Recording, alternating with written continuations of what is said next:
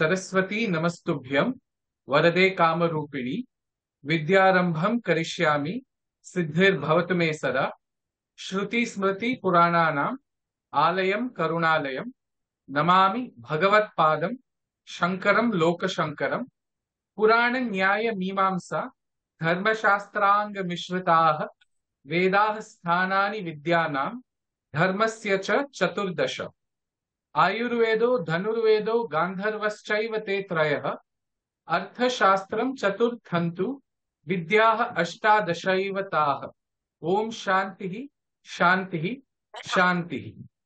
Namaste. I welcome everyone who is seeing this video.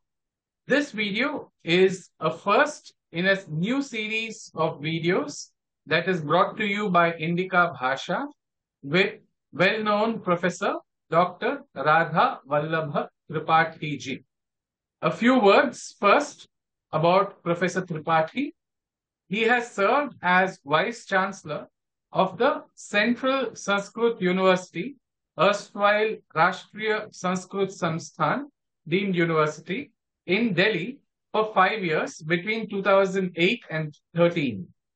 In addition to decades of service as a professor of Sanskrit, he has also served as a visiting professor at Silpakorn University, Bangkok, and has been a fellow at the Indian Institute of Advanced Study, Shimla. He has published 169 books, 237 research papers, and critical essays, as well as translations of more than 30 Sanskrit plays and some classics from Sanskrit to Hindi.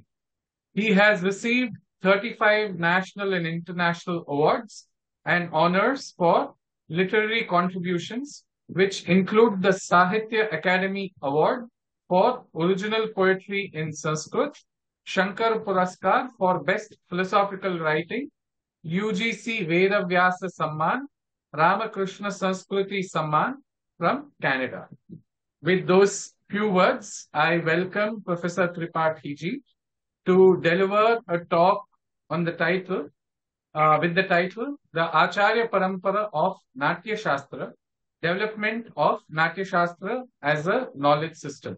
Welcome, Professor Tripathi, and please go ahead and share your slides. Thank you very much, Shri Megha Sundaram ji.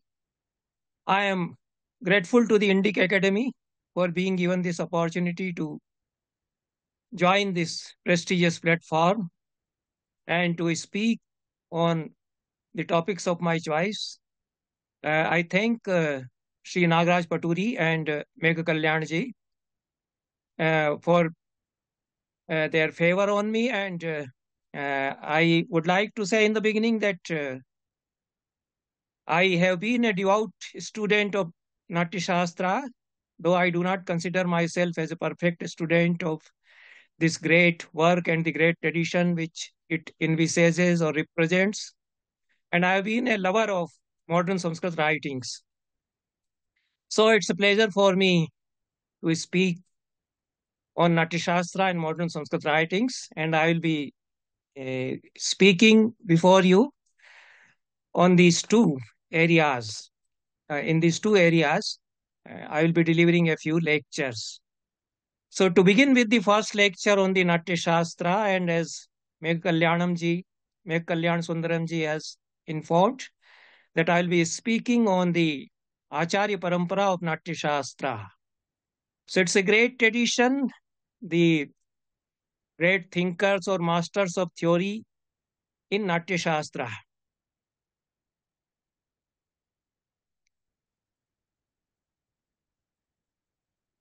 So I will be introducing major authors on the theory of drama and theatre related to Nāṭyaśāstra, and it's a topic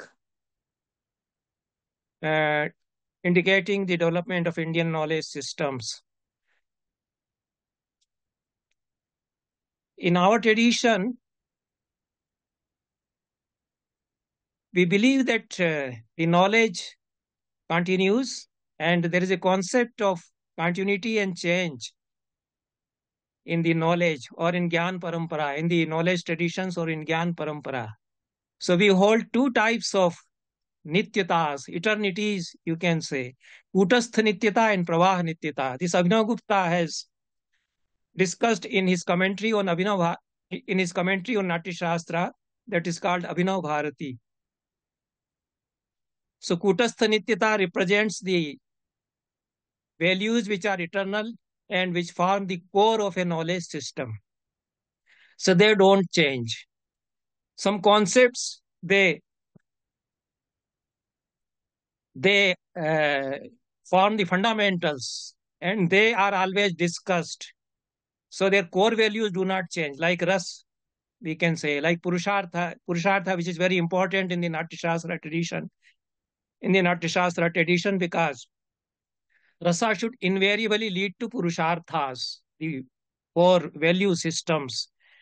So this is the Kutastha Nityata of Naṭyaśāstra knowledge tradition, that there are some values which remain which continue as they are right from the beginning, right from Upanishads which talk of raso vaisa, even right from the Vedas they also talk of rasa. And there is a concept of pravah nityata. So even these eternal values, their interpretations would change, and there will be multi-dimensional approach to various concepts, and there are various schools of interpretations. So in this way, the knowledge system preserves its core values, and it also continues to develop. So this happens in the area of Naṭyaśāstra also, when we come to discuss how the knowledge system developed and how the great masters of theory in the field of Naṭyaśāstra, that is drama, dramaturgy, theater, aesthetics, is very much a part of this Naṭyaśāstra. And even Chandas Shastra, Sangeeta, music and musicology, Vastu Shastra, various other arts related to it, which all Naṭyaśāstra takes care of.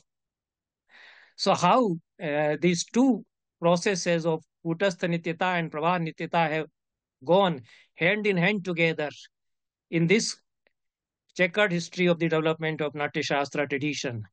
One more thing I would like to add before I actually begin, that Naṭyaśāstra differs from several other Shastras in the sense that it very much involves the practice part of it. So it's Naṭyaśāstra is not simply theory or theoretical discussion. It represents theater practice. As Kalidasa says in Malavikagni Mitram, Prayoga Pradhanam hi Naṭyaśāstram. There is a Pradhanta of Prayoga, that is performance on the stage. Prayoga here means performance. So performance is very much a important part of the whole tradition of Naṭyaśāstra. And if you discuss theory or the development of various concepts, you can't isolate the performance part of Naṭyaśāstra. Although mostly I will be discussing the great masters of theory in the Naṭyaśāstra tradition, but at the same time, how the actual dramatic practice plays as presented on the stage, how that tradition is continuing with that.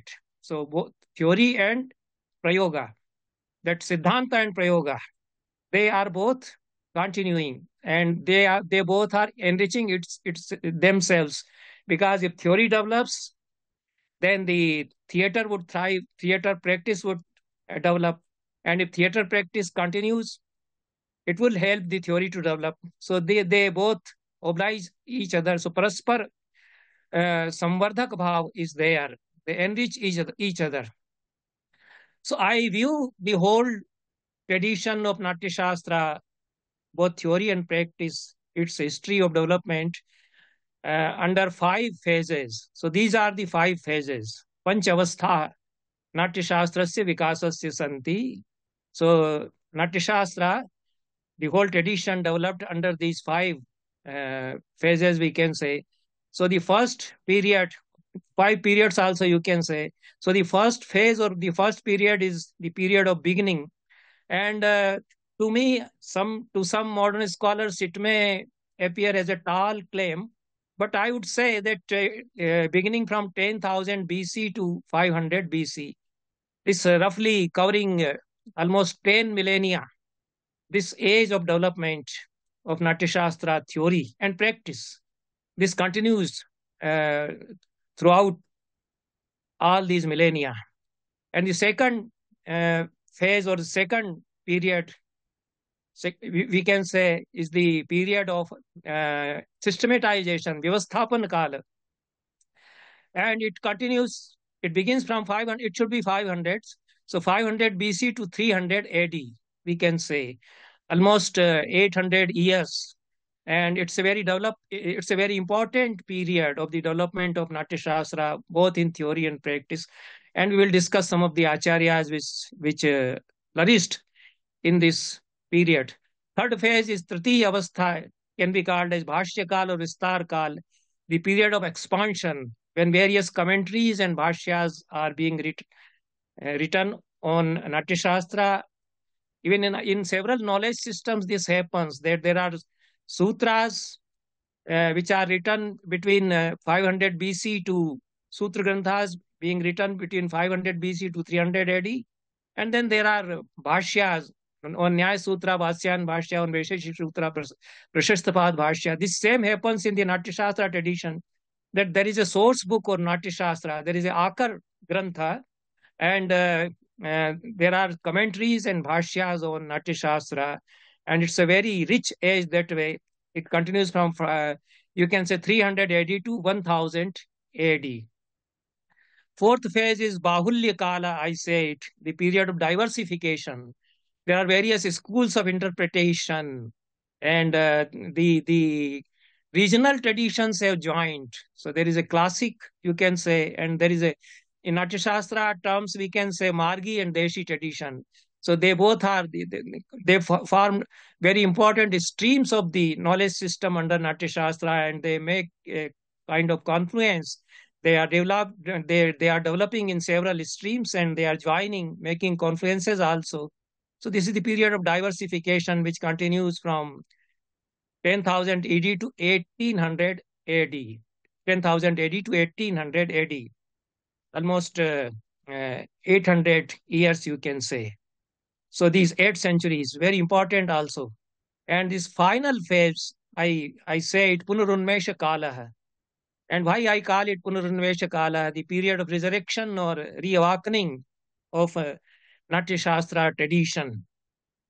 This begins around 1800 AD. We can even say that prior to 1800, 1780 AD also, you can say. There is a contact with European scholars, and there is a Europe interacting with Indian wisdom, and there are changes in our thought systems, and then this is a Renaissance, period of Renaissance happens later on. So this is the period 1800 to this day. Even to this day, I see that the tradition is developing as we are rediscovering it again. So it's a period of rediscovering Natyashastra. You can also say rediscovery of Natyashastra. This is the period and the final period. And to me, it continues. It will continue till the whole 21st century. So coming to the first phase, 10,000 BC to 300 BC. Even prior to this phase, because I believe that Natya is a Veda, and Veda is a Sanatan Gyan, it's eternal knowledge. So Veda has been, this Natya Veda has been with humanity ever since this creation sprang out, ever since the human beings came on this earth. They had some kind of drama theater with them, and some kind of knowledge system about theater and drama, about Natya from the beginning of the creation. And we find the evidences in our archaeological history about that even the place I live at Bhopal, near to my place, there are Bhimbetka caves. So there are rock paintings in Bhimbetka caves which date as early as 25,000 BC. So, and in the rock paintings, there are depictions of dance or some such activities, some recreations. So, some kind of theater is with them. Our old ancestors, which were living who were living in these caves in that very prehistoric period.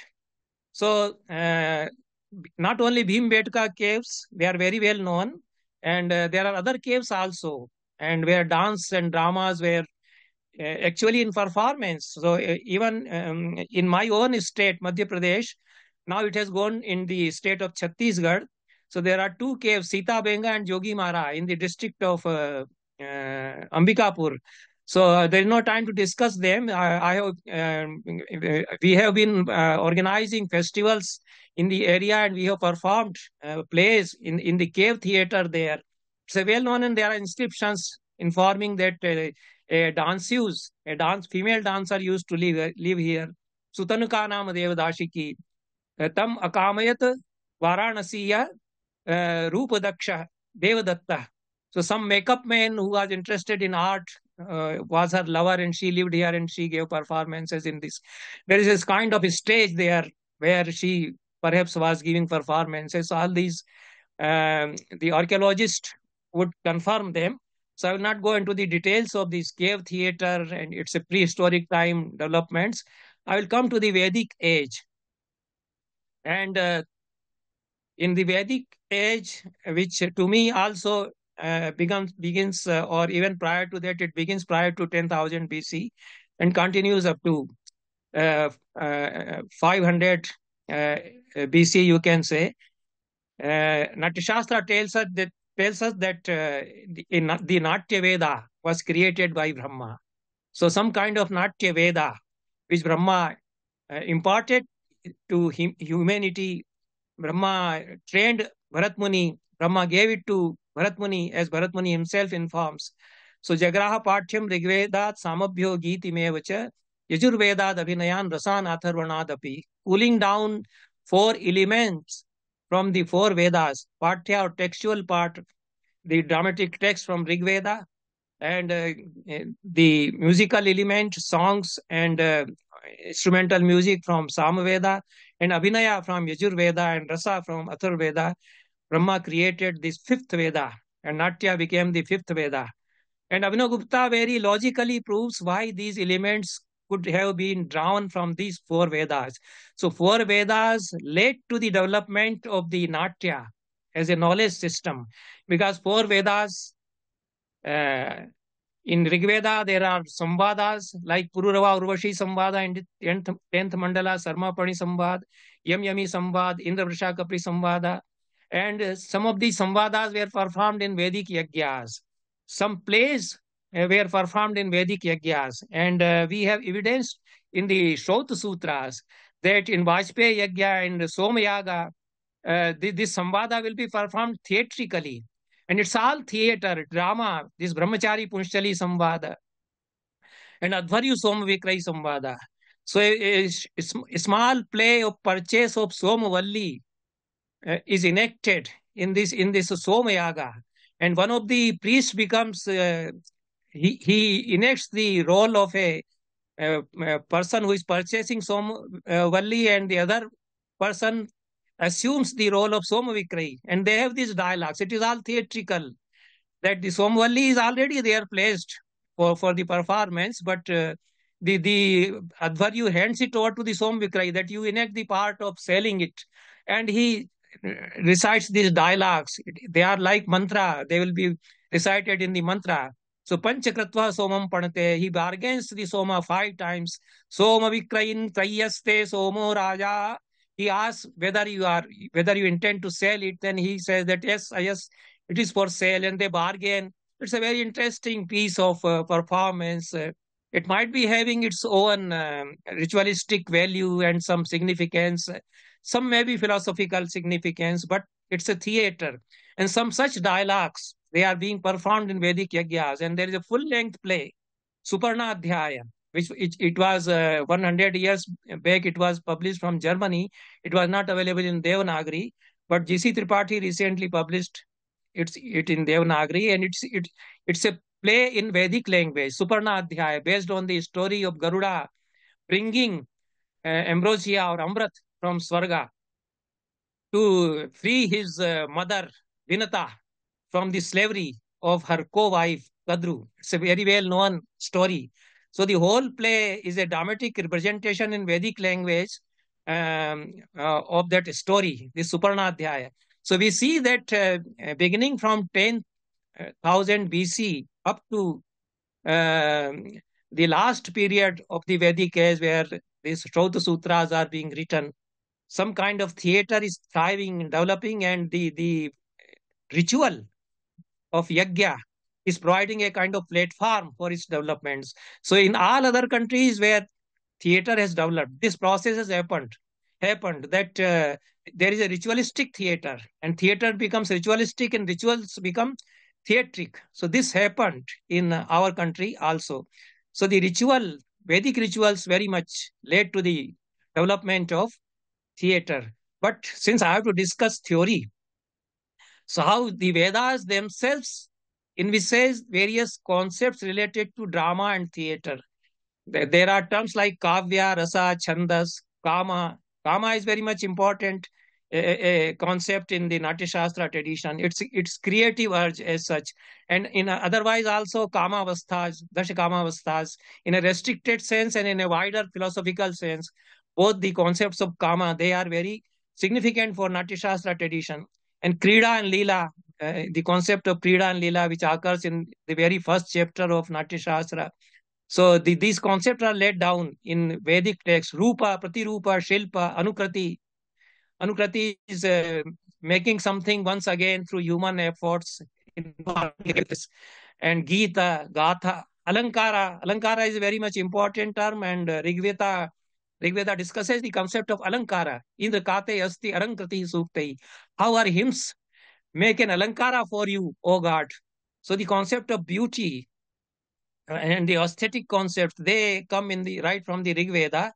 And Bharat Muni is aware that he has inherited this concept from the Vedic universe of thought. So coming to the Ācārya tradition in Vedic period, Ātreya Mahidas is a great Ācārya. He is a Vedic seer. There are other seers also who discuss the theory, but especially I refer to Ātreya Mahidasa, the author of Ātreya Brahmana. It's a Brahmana of Rig Veda.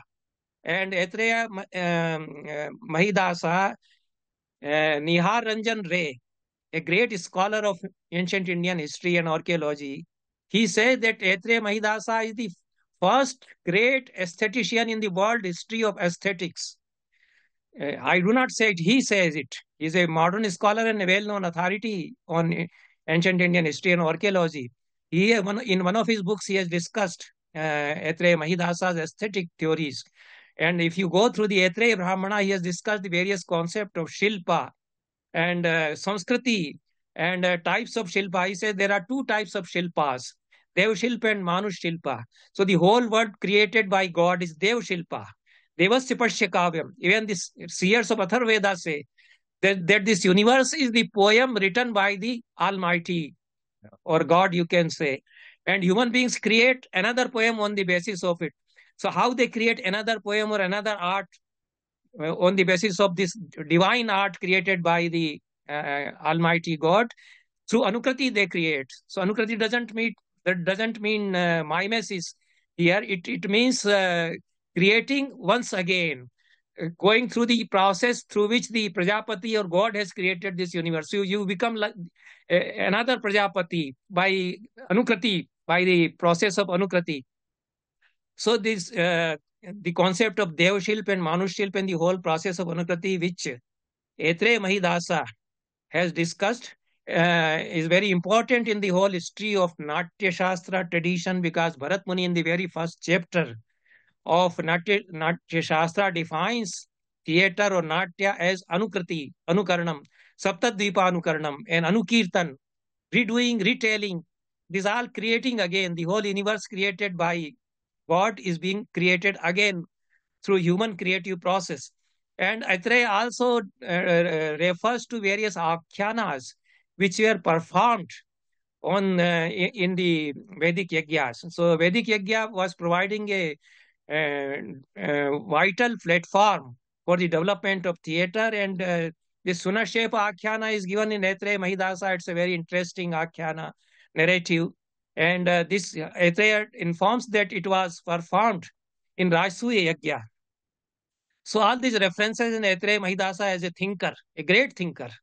Then we have another Acharya in this Vedic period, or in the period which to me begins from 10,000 BC and continues up to 500 BC. There was a great Acharya, Shilali, and he authored Nata Sutra. Unfortunately, the text is not available. Several Vedic texts are no more extinct. And Panini, of course, in 500 BC or even prior to it, in his Ashtadhyayi, there is a sutra, Varasharya Shilalebhyam Bhikshu Nata Sutra Yo. So from that sutra in Panini's Ashtadhyayi, we come to know that Parasharya has written a Bhikshu Sutra, and this Shilalin had written a Nata Sutra. So Nata Sutra is a manual for the natas, for the actors who would be performing some play on the platform of Yagya. In the Yagya, in the Yagya Mandapa, they will be performing, like the play Suparnadhyaya or Brahmachari Punshali Samvada, or the plays written in Vedic language. So it's a guidebook for it. It must have been a guidebook for those natas. So only one reference in Panini we get, and we don't know anything about Nata Sutra. But Shilalin as a Vedic priest is referred in some text, that Shilalins are the some kind of priest. And in the later tradition, Shailalinus to Shailusha Jaya Jiva Nata, in Amarkosha, the descendants of Shailalina, they are called, they are synonymous with actors. So they are remembered as actors. So the whole Shilalin tradition, the tradition of Shilali, it represents the development of theater right from the Vedic age, or it is related to Natya Veda, the practice. Then coming to Mahabharata, we have several references. Mahabharata is like an encyclopedia, and there are several references to Mahabharata. I have published articles on Mahabharata and its relation with theater, Indian theatric tradition, and it is profuse in references to theatric tradition. But the very important reference in Mahabharata is to Sutradhara. And from Mahabharata, we come to know that there is a community of Sutas that is flourishing in this age. In before 500 BC, we can say. I will not be discussing the period of Mahabharata, but it is definitely around 1000 BC, at least prior to Buddha. And Ramayana and Mahabharata, these two texts are there before Buddhist period, and both these texts inform the development of various concepts and theater practices. So the whole community of Sutas, they are of course Varna Sankara. If you go to Smriti literature, the Suta is defined there, but they are engaged in various crafts and arts and skills. Sutas, they are adept in performance also, and they are great architects. So the Suta or Sutadhara, who was invited to construct the Yagya Mandapa in the Nag Yagya of Janmejaya, the story of Nag Yagya, Janmejaya Nag Yagya, as given in Adi Parva of Mahabharata, it describes that Suta. So the adjective, you just see the adjectives here. Isthapatir Buddhi Sampanna, Vastu Vidya Visharada, Itya Pravid Sutradhara, Suta Pauranikas Tatha. They are all adjectives for one single man. He was Isthapati, he was a master architect, and he was very wise. He was Vastu Vidya Visharad.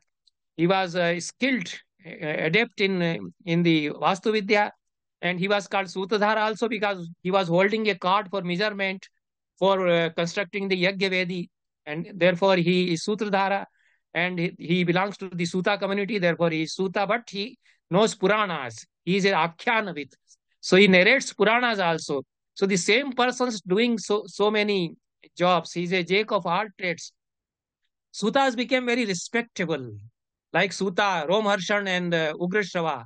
They are revered. They are regarded like seers or sages because they are narrating whole corpus of 18 Puranas in Naimisharanya before the Shonak, etc. All the 80,000 rishis, one sutta, Romaharshan or Rugrashava, he is narrating all the Puranas because the Brahmins, learned class, they are engaged in preserving the Vedas. So they don't have time to preserve this Akhyana tradition. And the Akhyana tradition is very, very much related to the performance tradition because Akhyanas began to be performed.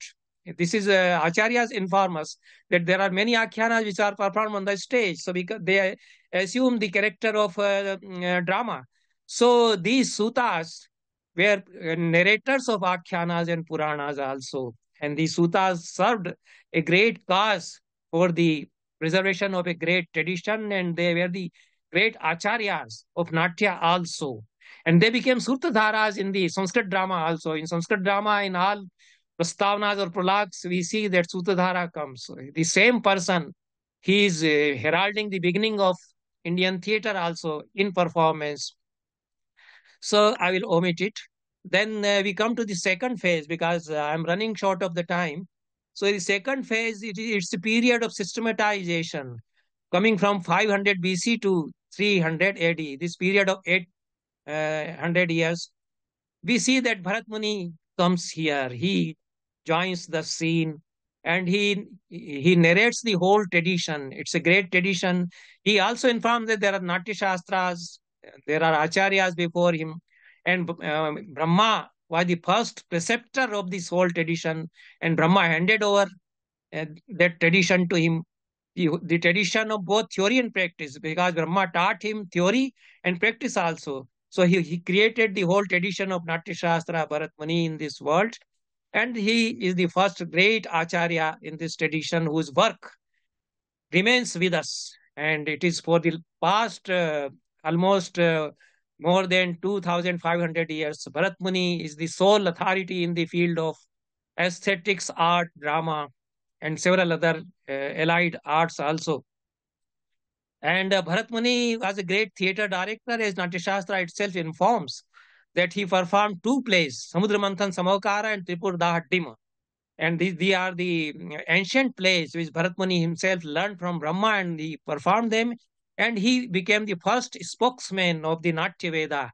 He taught his 100 sons or disciples the knowledge of Natya Veda, and he trained them in practice of Natya Veda. And then this way, the theatre came into actual real form practice also in this age. Then we have so many evidences from other texts.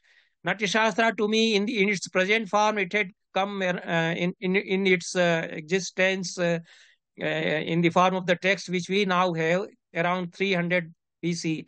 And in the same period, Kama Sutra, Vasyayana, and almost maybe a little prior to it, Kautilya's Arthashastra, these two texts were written. And from these two texts, we have we have accounts of several activities related to the development of theatre.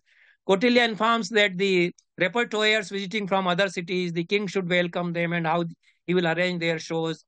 Kama Sutra lays down in one of its sutras that there should be a Saraswati Bhavan in every town, and various activities, cultural activities, including the performance of dramas, they will be taken care of in that institution called Saraswati Bhavana.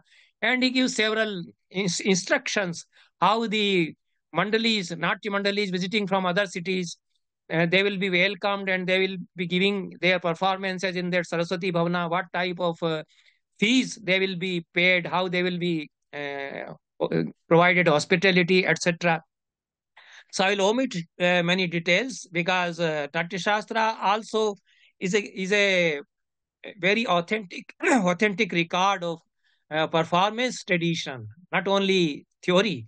In the so far as the matter of theory goes, Nāṭyaśāstra is the greatest work in the world history of aesthetics. We don't have any such work in of that encyclopedic nature in any country being authored in such ancient time. So it's a unique contribution to world culture by our country. So in this period, we find that there are great playwrights and there are other acharyas also. Unfortunately, their text we don't have. Besides Bharat Muni, there are other great acharyas. Contemporary to Bharata, there is a Kohala. And Dattil is referred to by Bharat, Dattil is referred in the Naṭyaśāstra. We have a text Dattilam, but it is supposed to be a later text. And we have a text of Matanga, Brahadeshi. It is also supposed to be a later text, but the names Dattila and Kohala, they occur even in Naṭyaśāstra. Kohala is a disciple of Bharat Muni himself. And Dattil is also one of his disciples. So the tradition of Kohala and Dattila is there. Contemporary to Naṭyaśāstra itself. Then Bhasa had come as one of the greatest playwrights in Indian literature, even in the world dramatic literature. Bhasa is one of the greatest names. And I won't go into the details of Bhasa as a playwright. There is another playwright, Subandhu. Unfortunately, we don't have his works with us. Subandhu had written a play, Vasadatta Natyapara, and we have references to Subandhu and his play in Abhinav Bharati of Abhinav Gupta in 11th century and in some other texts like Bhav Prakashan, 13th century. Subandhu had authored a text on Naṭyaśāstra also. That is Subandhu's Naṭyaśāstra. Unfortunately, that is also not available. Only some later masters of theory refer to Subandhu's Naṭyaśāstra. It must have been a great text because Sharda Tana in 13th century says that Bhasa's plays should be understood in the light of Subandhu's Naṭyaśāstra. Because when we read Bhasa's plays, we have problems of understanding them in the terms of Bharata's Naṭyaśāstra. He violates so many norms of Bharata's Naṭyaśāstra. So Sharda Tana is perhaps right when he says that Bhasa writes his plays in accordance with Subandhu's Naṭyaśāstra. And Subandhu is a historical figure. He was the minister of King Bindusara, who was the father of Ashoka. So it is 2nd, 3rd century BC. Subandhu is there and he's writing a play. It's a very interesting play. Abhinav Gupta gives some details of this play. A very interesting story about Udayan and Vasavadatta, and I won't go into the details. It's a very great experimentalist play by Subandhu in that age. A play within the play is done there, and there is a scene of the characters of the play seeing a play on their own life, on the stage itself, so they become spectators of a play based on their own life. It's such a complex structure. Subandhu had written a play on the Udayana theme, and he was a great master of theory also. Then there are other authors, unfortunately, Somil and Kaviputra. They must have been great playwrights because Kalidasa in Malvikagnimitram says, and in the prologue of Malvikagnimitram, he puts these words in the mouth of Pariparshvika, the assistant of Sutradhara, that Prathitayasham Bhasa Somilla Kaviputra-dinam Pravandeshu Satsu Katham Nutanasya Kave Kalidasasya Kritau Bahumana. When great plays of Bhasa, Somilla and Kaviputra are there, why so much importance is being given to this young playwright who has not established himself? This is the question. A very sarcastic type of way, in a very sarcastic type of way, the Pariparshvika asked. And then Sutradhara gives a justification of providing a platform for a new playwright, Kalidasa. So even Kalidasa is somewhat awed by the presence of Bhasa and Somilla and Kaviputra on his stage. They must have been ancient playwrights in his times, but they are so great names that he is a bit shaky. And then he confidently he puts these words in the mouth of Sutradhara, Puranamityevana Sadhu Sarvam, etc. He gives a justification of giving a platform to the new playwright.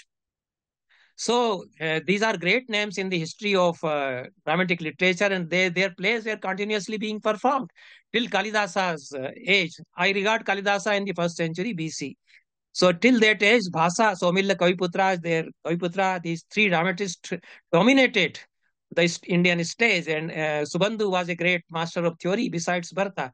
So this was the 2nd stage, you can see, we can say, and we come to the 3rd phase, which is the period of expansion, and it continues from 300 AD up to 1000 AD, the first millennium after Vikrama or Christ. Both are almost contemporary. If you say Vikram Samvatsara or Christian era, Vikramaditya arose in 57 BC. So the first millennium after Vikramaditya, it's a very rich period, and great playwrights are there. Their plays are continuously being performed. We have evidences of the performances, actual performances also. We have accounts, and Mudra Rakshasa of Shudraka, Bhattanarayana's Veni Samhara, Cheersha's 3 plays, Nagananda Ratnavali and Priyadarshika, Bhavuti's 3 plays, Uttaram Charitam, Mahavir Charitam, and Malti Madhavam, Murari's Anargaraga, Varaj Shekhara's Balraman, and other plays. And great connoisseurs are here now, and great Pandits, scholars of Naṭyaśāstra are here. They form the audience. So these playwrights refer to a Gunagrahini Parishad. They refer to a Abhirupa Bhuishta Parishad. There is a scholarly gathering. They are adept in theory, and they are great connoisseurs also.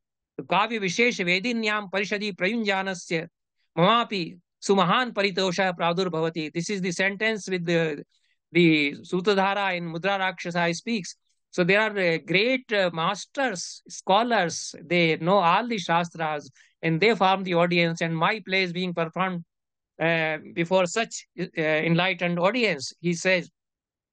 So this is the period, and I won't go into the details. This will be a history of Sanskrit drama and stage. All these plays are very popular on the stage, and theory is also developing along with the performances. So Chaturbhani is a great contribution to world dramatic literature. Unique plays, 4 Bhanas. They are written in Gupta period, 4th, 5th century. And Matta Vilasa and Bhagavad Ajukam. They are also unique plays, unique prasanas. So we were simply not producing plays for the royal court or for the royal assemblies. We were producing plays for the temple theater. We are producing plays for common people, being performed in the melas, in festivals, in social gatherings, even in pubs, even Madhuralayas. The plays were being performed. The theorist informs us. So such a rich tradition and variety of plays, various kinds of plays. It's a wrong presumption that Sanskrit plays are only based on Ramayana and Mahabharata and Puranic stories. There are several plays, profusion of them based on social themes. There are plays of satire and humor. So it's a very rich dramatic tradition and theatric tradition of performances, and the theory tradition is continues. So in this period, we have a great work. After Naṭyaśāstra, it is one of the most important work in Indian theory of drama and theater, Vishnu Dharmottar Purana, the third khanda, third part of Vishnu Dharmottar Purana. It's an encyclopedic work on all arts, on theater, on Pratima Lakshan is the whole section in Vishnu Dharmottar Purana. Natta Sutram is whole section, and this Chitra Sutram, painting, whole section comprising several chapters. And then on Natya and poetry and Vyakarana, on all the 5 arts, architecture, Vastu Shastra, on iconography and sculpture and painting and dance and poetry, drama and theater. Vishnu Dharmottar Purana gives a very extensive treatment, and it discusses further development in the theory and practice. It refers to the practices, and the whole Abhinaya also it discusses, and it is for the temple theater. There is a theater in the royal assemblies, the royal court theater, you can say, and there are Devalaya theater in all the temples. In the great temples, there is a stage, or there is a theater, and plays are being performed on the yatra of the deity of the temple. We have accounts in the Puranas that the plays are being performed. So there is a text in theory catering to that practice in the temple theater. And there are authors who are writing solely for this temple theater, like Bhaguti. He didn't go to the royal for the performance of his plays for the royal court theater. He writes for the temple theater in the Yatra of Kalapriyanatha, all his three plays are being performed. The play of Murari Anagraghav, that is being performed in the Jagannath temple of Puri. Rajshekhara's play Balramayana, that is for the Yatra Ramlila play in the temple. So several great masters of Sanskrit drama, great playwrights, they are writing plays for this temple theater. And there is a text, Vishnu Dharmottar Purana, giving the whole theory about that temple theater. There are other Puranas who discuss Natya. Agni Purana is very rich source of Kavya Shastra and Natyashastra. There are chapters in Agni Purana about literary theory, Alankara Shastra, and Natyashastra. And there is another text, Abhinay Darpana, attributed to Nandikeshwara, who is supposed to be a disciple of Shiva in the tradition. Nandi is a great master of Tandava in Natyashastra, and he is a disciple of Shiva. So Shiva asked Nandi to teach Tandava to Bharat Muni. Bharat Muni learned Tandava, that is dance, from Nandi, was a disciple of Shiva. But there is a tradition of Nandi or Nandikeshwara, and a text Abhinay Darpana attributed to Nandikeshwara is written in this tradition, and this work belongs to 9th century, around 9th century. So this Abhinay Darpana is a great text for the dancers. Even the performers of Bharatnatyam and other traditional dance form, they consult Abhinay Darpana. So it remains as a source book with them. Then the great playwrights are coming, even after Vishaka Datta and Shudraka and other masters. Vatsaraja in 12th century in Kalanjara, he is a great playwright. And Krishna Mishra, Prabodh Chandrodaya, a trendsetter. The whole tradition of symbolic plays, Pratik Natakas, begins from Prabodh Chandrodaya. It's a great play.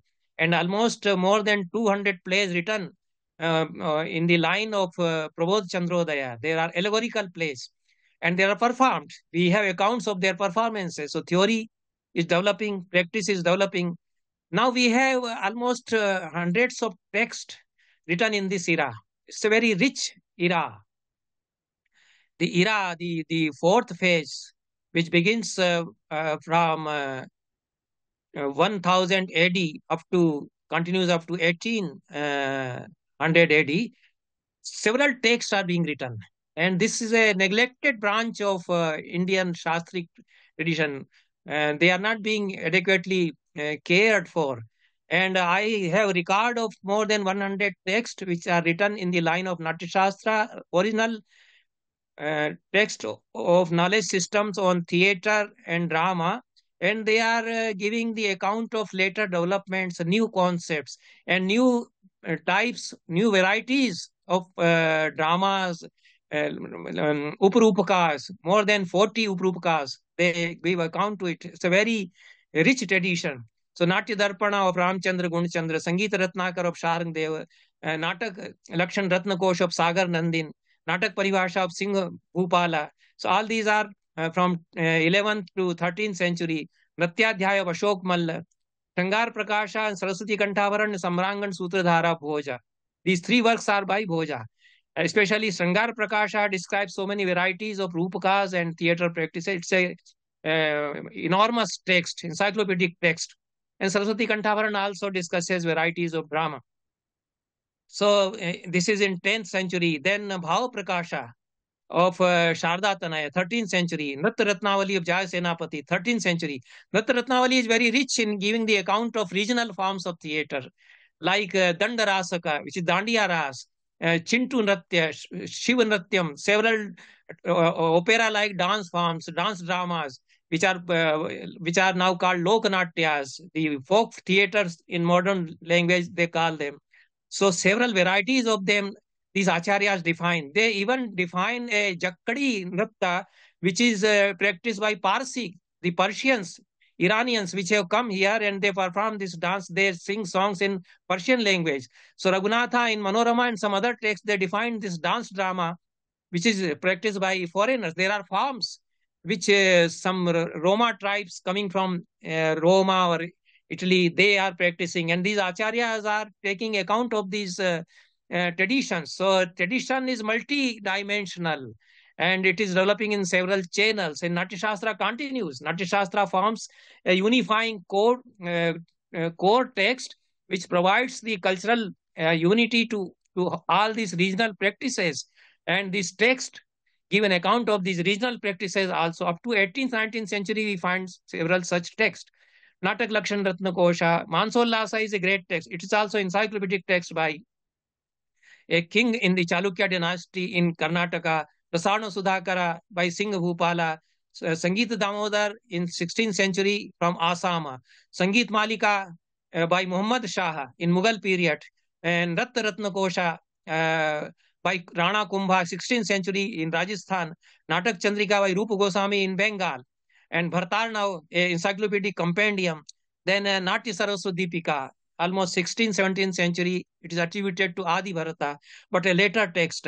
And the Hastamuktavali of Shubhankara from Assam, Nartan Nirnaya Pundarik Vittal in Mughal period, 16th century. It's a voluminous text, Nartan Nirnaya. From the title Nartan Nirnaya, we shouldn't say that it is a text on dance.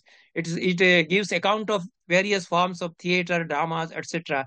Shangar Manjari of Akbar Shah, Sangeet Malika of Muhammad Shah, and Sangeet Chandra by Vipra. It is from Andhra. And it's a very important text. And Ramchandra has edited it. And a new edition is also coming. Abhinay Prakashika and Nanjaraj Yashovushan in up to 18th century. Balram Yashovushan, Balram Bharatam of Raja Balram from Kerala, 18th century. And they are very profound works. This Balram Bharatam is a great thinker and great scholar, Pandit. And he defines several categories of Natya as a thinker, and in the language of Navya Nyaya. He defines in a new way the whole categories. Bhava, he gives new interpretation. And they add so many varieties in the Abhinaya also. They give account of several additional hastas, the hastamudras, these later authors. So the theory is continuing, the practice is thriving up to 18th century. This is the Kerala stage, which is now Kudiyattam, is considered as a world heritage. It's a Sanskrit theatre continuing from 1000 years, from 9th, 10th century up till now. And Kulshekhar Varman was the king in 10th century who reorganized the whole system, and he gave this theatre, which is now known as Kudiyattam. So he was a great theorist, and he was a playwright also. He wrote 2 plays, Subhadra Dhananjay and Tapti Samvaran, and he had great masters of theory in his court. So he asked them to write commentaries on his plays, and that commentary is published by K.G. Paulos. So it gives interpretations how these plays will be performed. That is called Vyangya Vyakhya. So theory is developing, the interpretation of performances. They are being written in the form of commentaries. And this also becomes a great tradition in Kerala. It continues to this date. So this was about the 4th phase. Now coming to the 5th phase in very few minutes. It's a great period. To me also it's a great period. Although we find that at least in the whole belt of northern India, the living tradition of the practice of Natyashastra, they are sidetracked. They are almost forgotten also. In some traditional forms, they are living in form of Ram Leela or in Ras Leela. And in Kerala, Sanskrit theatre continues in some isolated pockets in temples. Otherwise, Natyashastra is almost forgotten. Its manuscripts are not known. They are not available. So it is such a pathetic state that when Sir William Jones publishes Shakuntala with Sanskrit text and translation in 1789, in the preface of Shakuntala, he says that I couldn't get access to a text called Natyashastra. If I had got the manuscripts of Natyashastra and studied this text, I could have better appreciated this great drama by Kalidasa. So William Jones, at the end of 18th century, is aware that there is a text of Natyashastra. He's trying to search the manuscript, like he found the manuscript of Shakuntala, but manuscripts of Natyashastra are not available. When H.H. Wilson was a professor of Sanskrit in Oxford University, now some plays are being published. Sanskrit drama is known to the modern world. After Shakuntala, the world became aware. It was a great revolutionary event in the world history of art and culture that Shakuntala with English translation came out, it changed the whole scenario in the whole world. And after that, many professors, they started studying Sanskrit plays. So H.H. Wilson published the translations, English translations of 7 plays in the volume Select Specimen of Theatre of Hindus. And in the preface, in the introduction to this volume also, he regretted that he couldn't get access to any manuscript of Nāṭyaśāstra. It seems that Nāṭyaśāstra was a great work, but we don't have it in our hands. Then there was a scholar, Fritz Edward Hall, who got some manuscripts, and he got a work, Dashrupaka. It's a later 10th century text. Bhoja's contemporaries, Dhanik and Dhananjay, they authored it. And this Edward Hall edited Dashrupaka, and in the appendix of that Dashrupaka, he published 1 or 2 chapters of Nāṭyaśāstra. He couldn't he couldn't understand Nāṭyaśāstra properly. So only 2 chapters he published, as I remember. But the world became aware of Nāṭyaśāstra. There was a search for manuscripts of Nāṭyaśāstra. So it's a period of resurrecting Nāṭyaśāstra, becoming aware of it once again. And then there is a Paul Reynaud, French scholar, who is publishing chapters 15th and 16th, and then subsequently chapters 6th and 7th of Nāṭyaśāstra with French translation. Then there are other scholars like Grosset. Grosset's translation in French, Grosset's edition of Nāṭyaśāstra, I could see. He has consulted 5 manuscripts, and he has produced a critical edition of Nāṭyaśāstra around 1880. And then we have full text of Nāṭyaśāstra in Devanagari with Kavyamala edition coming out in 1894 from India. Then there are other editions. There is a critical edition of Vadodara edition with Abhinav Bharati, one of the greatest commentaries by a great philosopher, poet, seer, visionary, who revolutionized the whole scene of Indian philosophy, art, and aesthetics by his interpretations. And his commentary, Abhinav Bharati, is supposed to be one of the greatest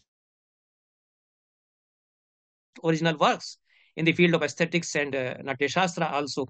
So with Abhinav Bharati, the Vadodara edition was published between 1926 to 1954. So the world became aware of Nāṭyaśāstra.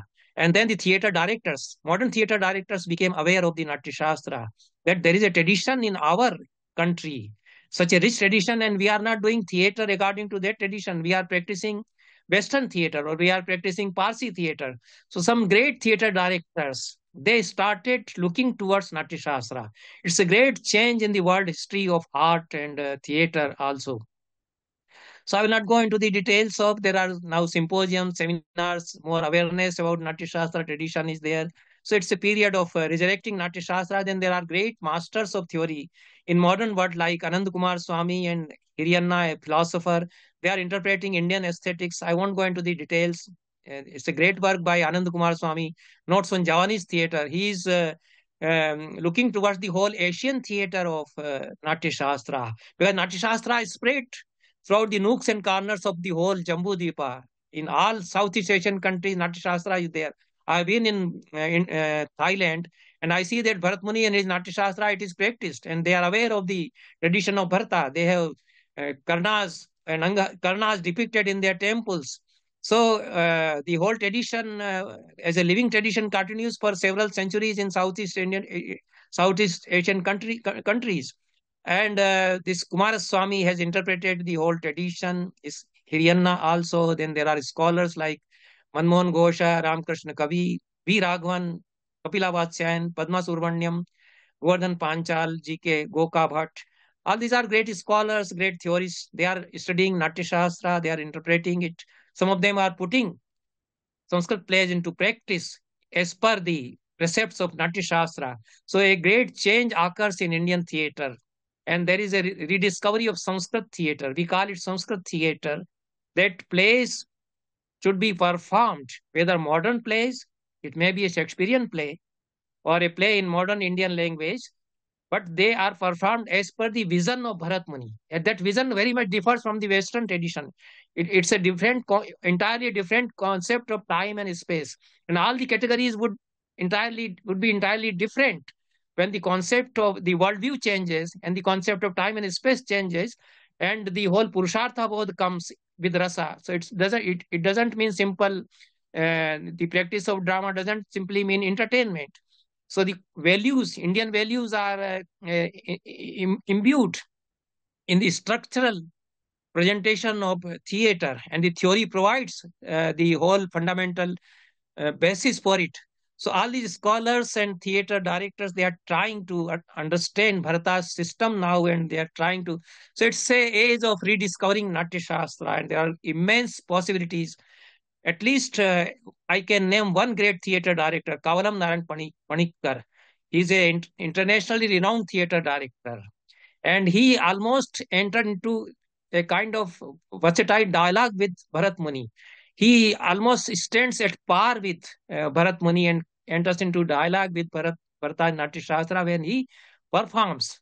He's a great name, and I don't have time to go into the details of experimentations by Kavalam Panikkar.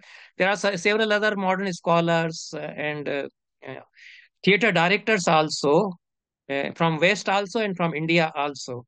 So I would, there are of course some great Pandits who are further contributing to the theory, like Sitaram Shastri, Reva Prasad Dwivedi, and my own teacher Ramji Upadhyaya.